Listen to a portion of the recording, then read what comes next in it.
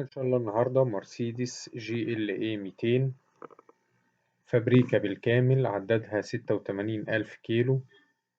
العربية موديل 2021.